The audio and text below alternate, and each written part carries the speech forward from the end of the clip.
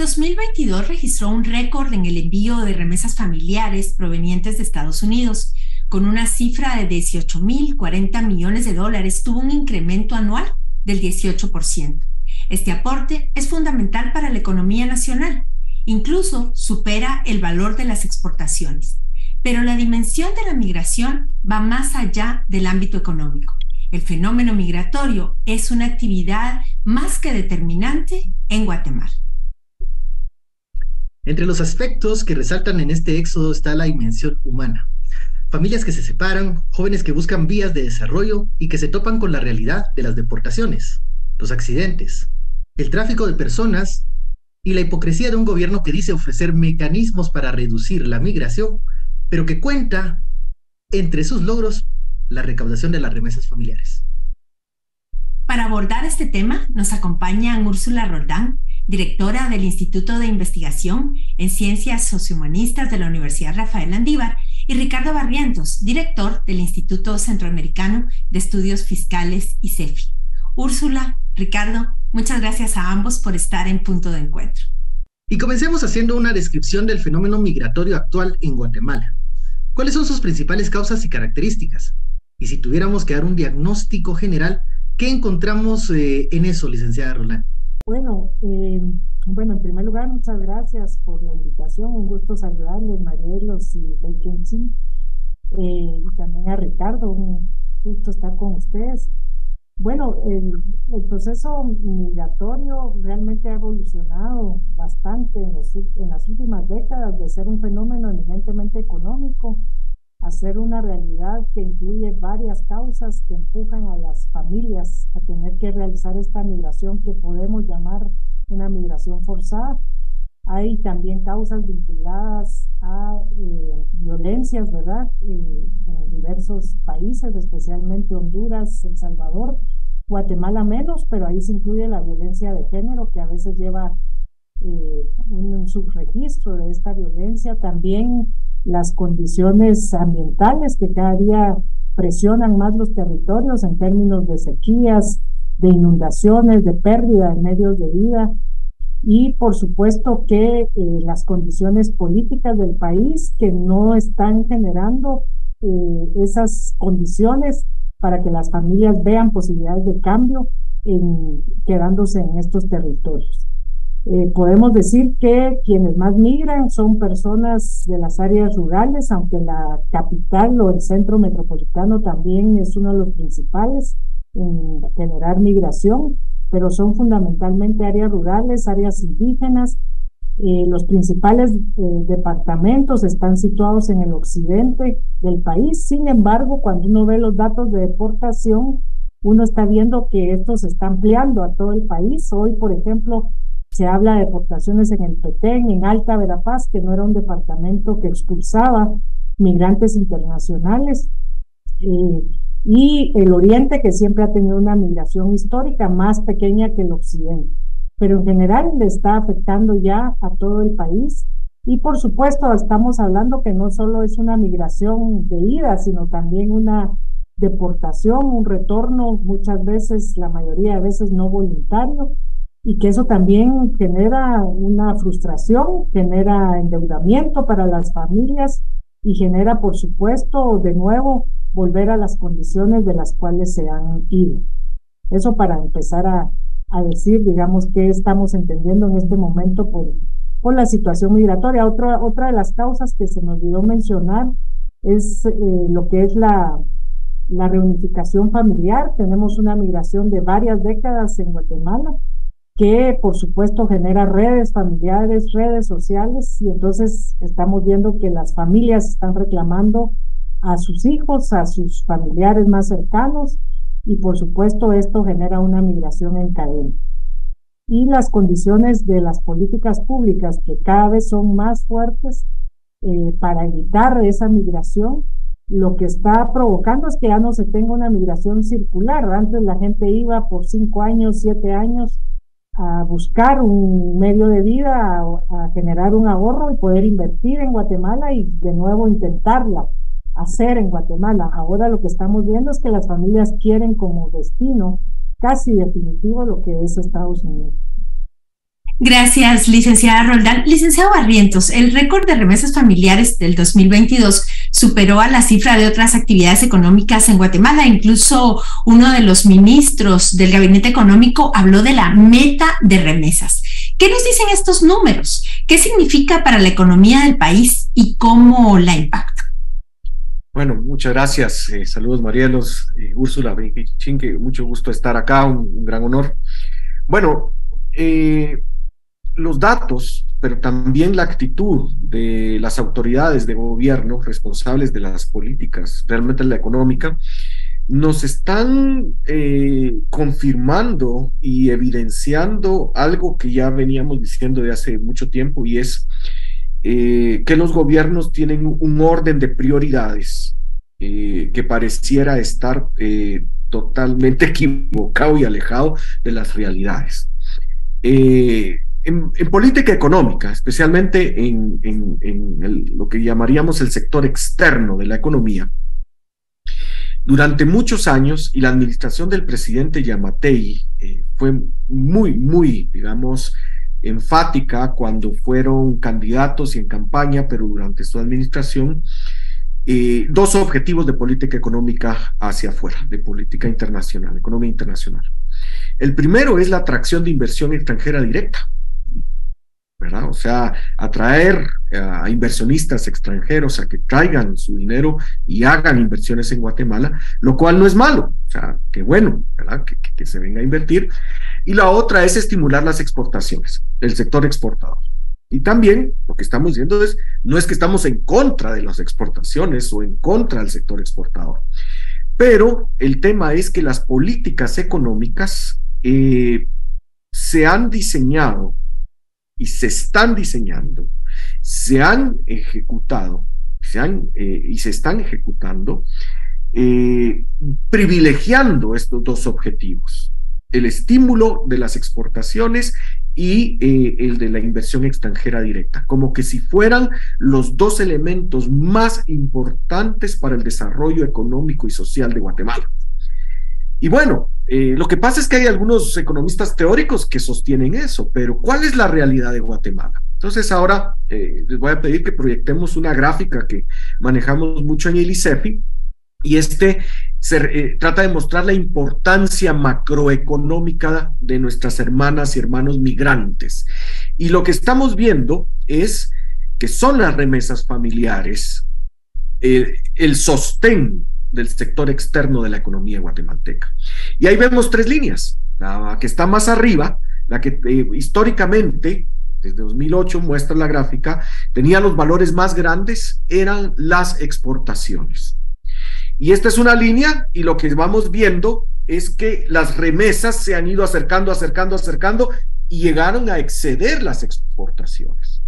Quiere decir que las remesas tienen una importancia macroeconómica igual que las exportaciones, ¿verdad? Y la línea que vemos hasta abajo, color gris, o sea, línea como apachada, así como chaparrita, esa es la inversión extranjera directa. Y lo que vemos es que por mucho, pero desde hace más de una década, las remesas son por mucho macroeconómicamente más importante que la inversión extranjera directa. Entonces lo que estamos viendo es que, ¿qué son las exportaciones? ¿Qué es la inversión extranjera directa? No son cosas malas, pero son los sectores privilegiados, por ejemplo, los privilegios fiscales, quienes tienen acá permisos especiales para no pagar impuestos, la maquila y la zona franca, ¿verdad? Por ejemplo, ahí hay dos sectores económicos que han concentrado todo el esfuerzo de política económica. ¿Y qué son las remesas? Bueno, es la respuesta de todos aquellos que la doctora Roldán nos explicaba que hemos expulsado del país. Son los parias de nuestra sociedad, son todas aquellas hombres y mujeres, niñas y niños jóvenes, patojas y patojas, que nuestra sociedad les ha dado la espalda y se han tenido que largar para tratar de buscar y tener una oportunidad para vivir mejor, sino salvar su vida y la de sus familias. Entonces, fíjense, a quienes hemos expulsado porque como sociedad y como sistema económico hemos excluido y les hemos dado la espalda, resulta que sostienen el sector externo de toda nuestra economía. y no les hemos agradecido ni los hemos reconocido, ¿verdad? Entonces, ahí hay un gran problema. Y luego, solo para ilustrar y dimensionar todo esto, tengo otra diapositiva ahí sobre la importancia macroeconómica, y lo que tenemos es una tabla. Y estos datos lo que nos está mostrando, fíjense bien, y un poquito de matemáticas ahí para hablar de números. Por cada $10 que en Guatemala recibimos de remesas de nuestras hermanas y hermanos migrantes, especialmente Estados Unidos, por cada $10 en 2020, Guatemala recibió exportó $7 por 35, es decir, recibió ingresos por exportaciones de 7.35 por cada $10. Y luego recibimos solamente 81 centavos de dólar de inversión extranjera directa. Por cada $10, no por cada dólar, por cada $10 de remesas, hemos recibido solo 81 centavos de inversión extranjera directa. Y además, hemos recibido solamente 19 centavos de dólar de la actividad del turismo. Entonces, lo que estamos viendo es que hay un orden totalmente equivocado de las prioridades de las políticas públicas. Y solo les digo una cosa. Por ejemplo, en 2020, el año de la pandemia, ese año donde se hicieron las grandes ampliaciones presupuestarias y donde hemos tenido el presupuesto público más grande en términos nominales de los últimos 30, 40 años en Guatemala, el tamaño del gobierno, el gasto público total fue de 93.5 millardos de quetzales. Y las remesas familiares quetzalizadas fueron en ese año 87.5 millardos de quetzales. O sea que el tamaño de las remesas es casi el tamaño del gasto público total del gobierno. ¿Y cuántos impuestos se recaudaron en total por el gobierno central ese año? Bueno, 60.3 millardos. Se reciben más remesas de lo que en Guatemala pagamos de impuestos. Sorprendentes esos datos. Quiero regresar un poco al tema de las familias, de los núcleos familiares que nos mencionaba la licenciada Roldán. ¿Por qué vemos ejemplos cada vez más de niños, niñas que están migrando?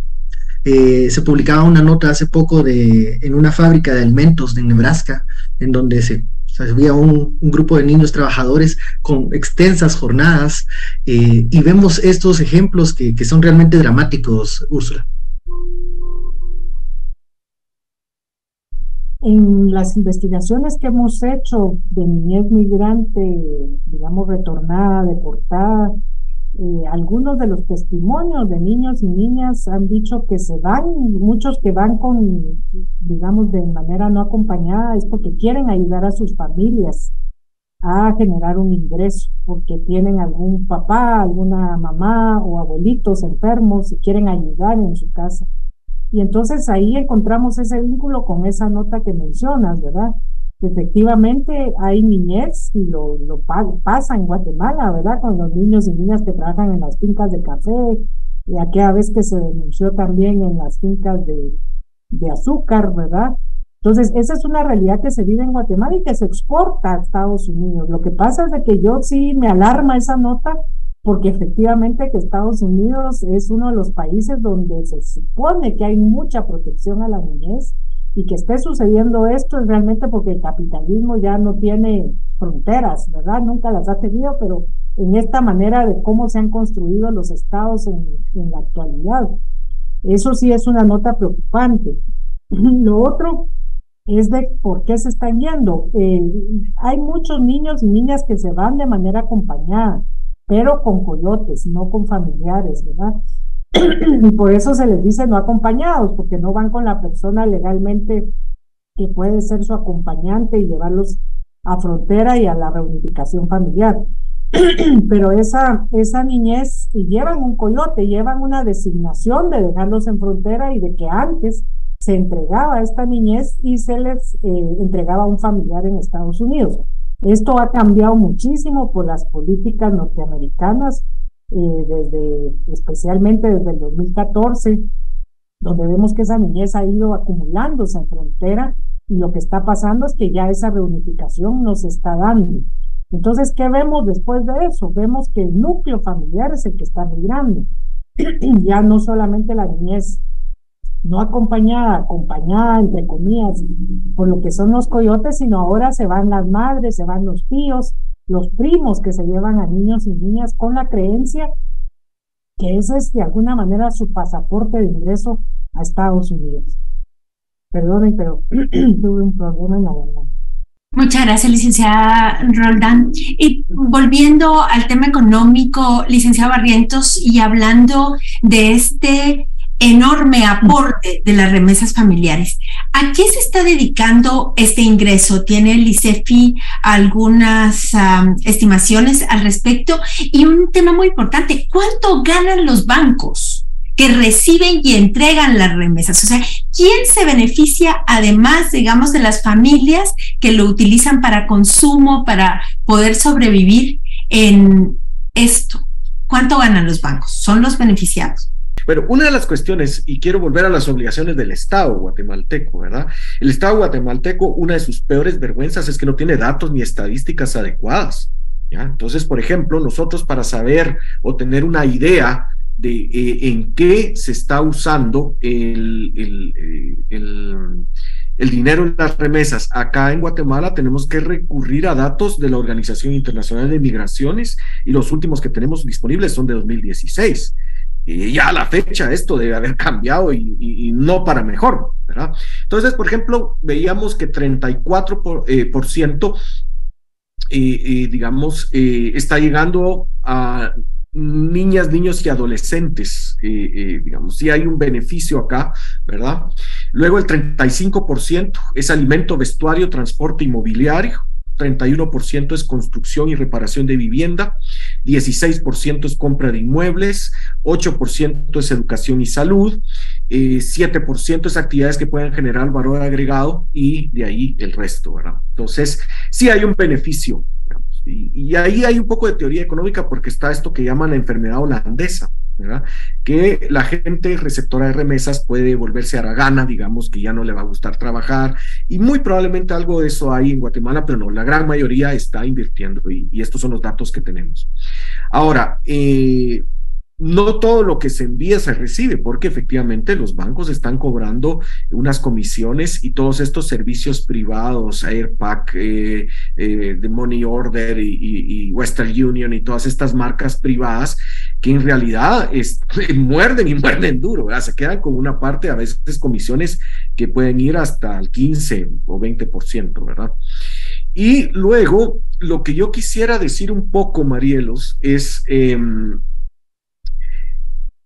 a ver, las políticas económicas y los héroes nacionales pareciera que son los exportadores y los extranjeros que invierten en Guatemala, porque para ellos está dedicado toda la fuerza del Estado y del gobierno para tratar de ayudarlos en lo que están haciendo.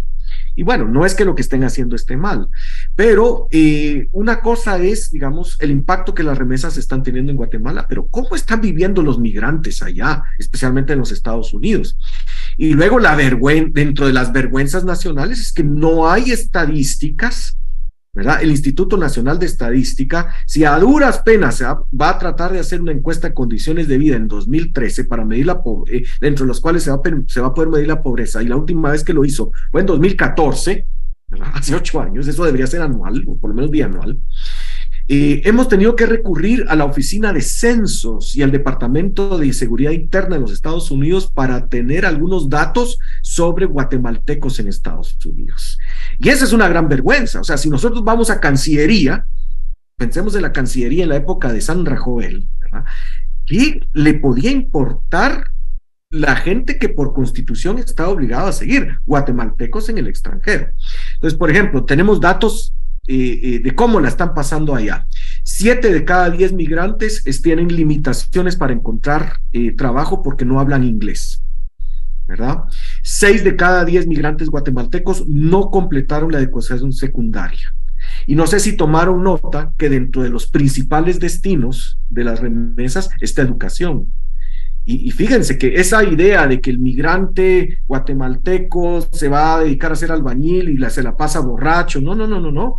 Leamos el libro de Marcos Antil, por ejemplo. Una de las cuestiones, una de las primeras preocupaciones es cuando ellos logran tener algún grado de éxito, es tratar de financiar y sacar de la falta de oportunidades. Y entonces allá no tuvieron educación, entonces están preocupados por la educación acá. Pero el Estado no ofrece educación, ni pública ni privada. Más o menos 2 de cada 10 migrantes guatemaltecos viven pobreza en Estados Unidos. Entonces, lo que estamos viendo es que también no están en un jardín de rosas. No fueron a Estados Unidos a ver al ratón Mickey, ¿verdad? Están, pero pasándola así en buen chapín, bien fregados, y aún así son el sostén del sector externo de nuestra economía, más allá que los propios exportadores y la inversión extranjera directa. Aquí hay algo que está mal, y estamos siendo sumamente injustos con un montón de gente que se está fajando allá en el norte. A ver, si hablamos de injusticias, ¿cómo explicar que los países centroamericanos, incluido el nuestro, pese al respiro que ha significado este esfuerzo de los migrantes, que no es solo para Guatemala, también para los otros países de Centroamérica, se persigue, se criminaliza al migrante, se le trata mal, como decía Ricardo?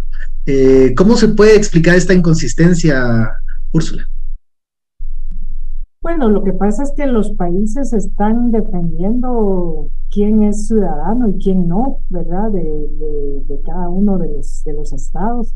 Realmente es una política hipócrita, diría yo, porque ustedes han visto cómo otros países ya necesitan una política migratoria abierta. Por ejemplo, Alemania acaba de salir un reportaje muy interesante que si no hacen una política migratoria abierta para poder integrar a nuevas ciudadanías a su país, la economía se va a ver en riesgo porque no hay quien genere la producción en aquel país. Y la mayoría de migrantes centroamericanos aportan a la economía, especialmente agrícola de Estados Unidos y por supuesto también de servicios. Lo que pasa es que efectivamente lo que decía Ricardo, lamentablemente nuestra, entre comillas, fuerza de trabajo, ¿verdad? Es una fuerza de trabajo no calificada y por supuesto con una serie de demandas sociales no cubiertas como educación, como vivienda, y esa es la que los países no quieren hacerse cargo, brindándoles una ciudadanía integral, completa, ¿verdad? Sin embargo, sí tienen la necesidad de hacerlo, ¿verdad? Por eso es de que, como menciono, Alemania y otros países europeos empiezan a hacer un llamado para reestructurar esa política migratoria. ¿Qué pasa con los países centroamericanos? Responden a una política norteamericana y están en esa letra de cambio, por decirles, de que Estados Unidos, digamos, se haga de la vista gorda con muchos de los problemas con respecto a corrupción, con respecto a impunidad, y que a cambio de eso los gobiernos puedan contribuir a esa política de contención migratoria que ya está sucediendo en todos los países. Otros países como México tienen otros intereses y es precisamente fortalecer su relación económica con Estados Unidos y por supuesto política.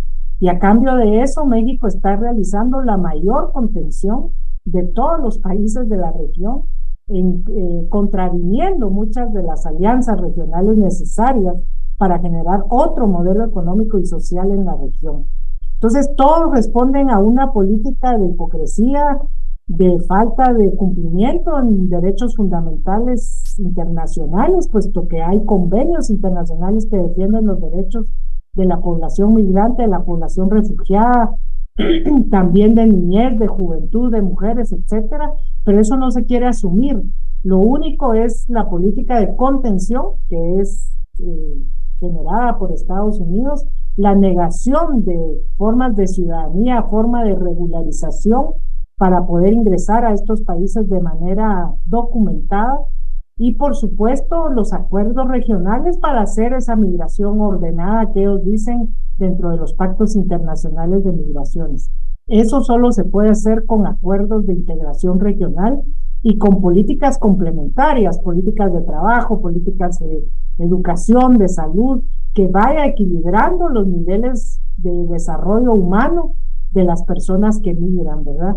Pero todo esto está faltando. Solo vemos contención, deportación, vigilancia y lo que es seguridad fronteriza, y aceptar todo lo que se imponga desde Estados Unidos y los países a donde están yendo los migrantes de estas economías, entre comillas, desarrolladas. Licenciada Roldán, justo como estamos hablando de los Estados Unidos, si no existiera una demanda real de mano de obra de migrantes, en realidad la gente no se iría. O sea, hay una oferta de trabajo, hay sectores de la economía, y eso también va para saber la opinión de Ricardo Barrientos, porque la gente no va y es que va a ir a pasar penas allá, pasa penas por la situación en la que está, pero encuentra trabajo. ¿Por qué la negativa a reconocer por parte de Estados Unidos esta situación y mantener políticas represivas y xenófobas contra las familias migrantes y las propias personas migrantes? Tal vez muy brevemente usted, licenciada Roldán, y después vamos con el licenciado Barrientos. Bueno, lamentablemente las derechas, y especialmente en Estados Unidos, ¿verdad?, más conservadoras, como en el caso de los republicanos, han encontrado en la negación a los cambios migratorios un tema político y un tema que les genera, por supuesto, adeptos a las votaciones que se tienen en Estados Unidos. Entonces, es un tema realmente de disputa política entre republicanos y demócratas, pero que no está tomando en consideración la realidad de Estados Unidos y la realidad de cuánto aporte han generado los migrantes centroamericanos, de México y de otras nacionalidades.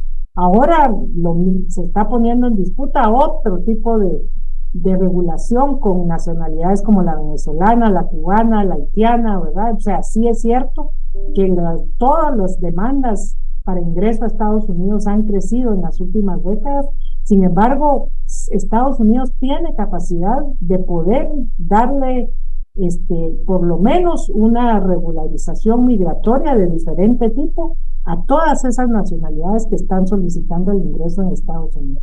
Recordémonos que la población migrante internacional no pasa del 3% a nivel mundial, o sea, no es toda la gente la que nos estamos yendo, es un porcentaje que va de 8 a 10% de cada uno de los estados. Lo que pasa es de que, como digo, genera ruidos políticos, y por supuesto que hay una política ahí de mantener la ciudadanía anglosajona pura, ¿verdad? Que esa es una falsedad, porque sabemos que Estados Unidos es una nación que está construida a partir de diversas nacionalidades, de diferentes orígenes, y yo creo que eso es lo que está en disputa en este momento, el tema político electoral en Estados Unidos. Tengo una pregunta para ambos. Diversas organizaciones de derechos humanos pues han reiterado su rechazo y lamentan que mucho del modelo económico de desarrollo esté basado en expulsar a migrantes de sus países. ¿Cuáles creen ustedes que debería ser el enfoque integral y respetuoso para los migrantes y para tenerles un ambiente más seguro de lo que hemos visto en las noticias hoy por hoy? Comenzamos con Úrsula, por favor. Bueno, como decía, los estados tienen muchas responsabilidades en convenios internacionales que han firmado, ¿verdad? Y hay un pacto internacional de las migraciones al cual también se han comprometido. ¿Qué significa eso? Brindar maneras seguras es regularización migratoria. Contar con políticas, con legislación abierta a esa regularización diversa de migrantes en cada uno de nuestros países. Nosotros somos un país ya receptor de algunos migrantes centroamericanos, ¿verdad? Pero también somos un país de tránsito. Tendríamos que, digamos, no detener a los centroamericanos, porque además tenemos un CA4 que les permite libre, digamos, paso por Guatemala.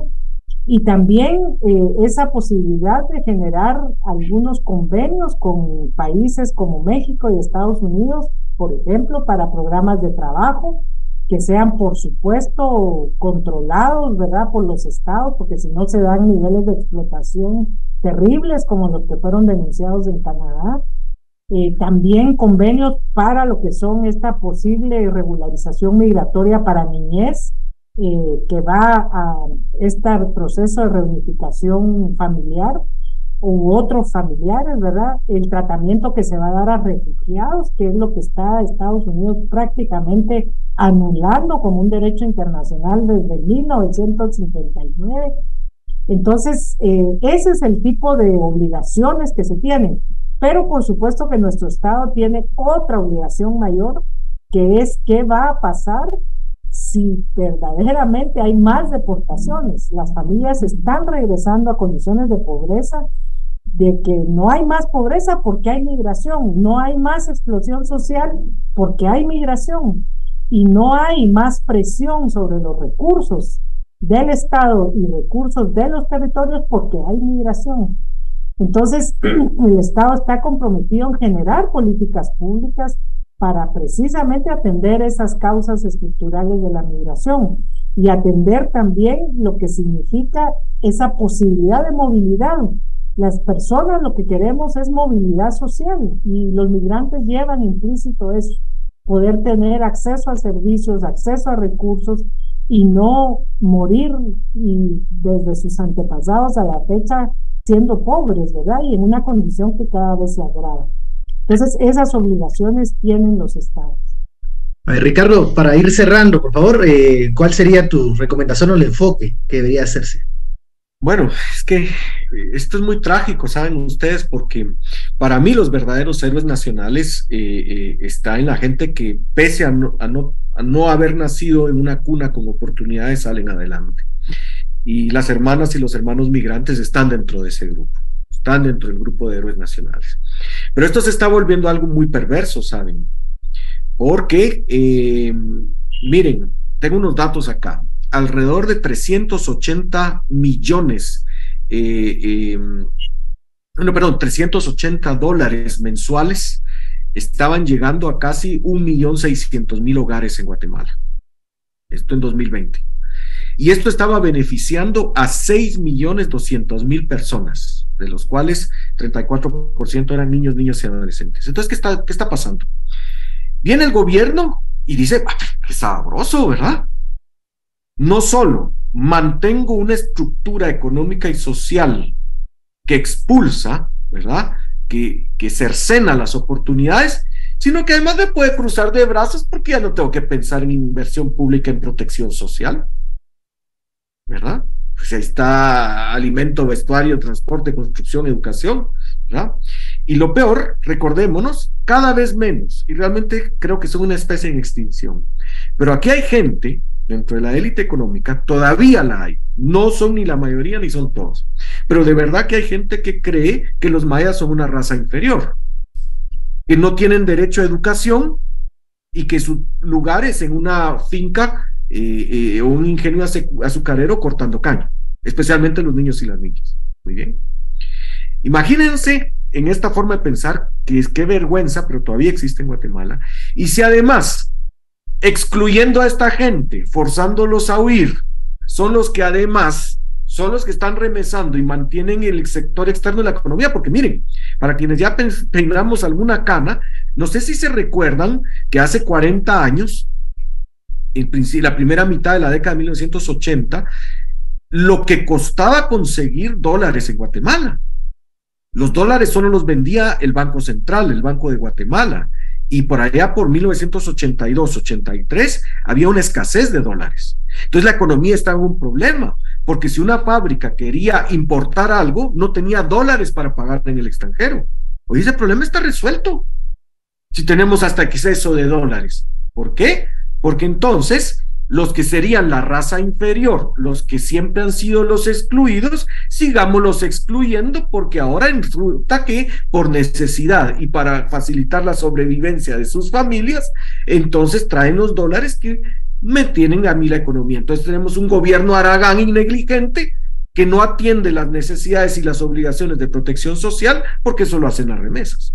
Y además tenemos una economía que se despreocupa de dónde los importadores van a sacar los dólares para comprar, para pagar en el exterior lo que hay que pagar, porque hay un exceso de dólares en la economía. Entonces ya hay un sector que está viendo muy beneficioso esto de excluir. Mientras más gente saquemos, más sólido es nuestro sector externo de la economía, y Guate no se detiene. Eso sí es muy perverso, y yo cierro ahí expresando la preocupación. Ricardo Barrientos, Úrsula Roldán, muchísimas gracias por haber estado con nosotros y por sus tremendas reflexiones en este punto de encuentro. Que tengan ustedes muy buenas noches.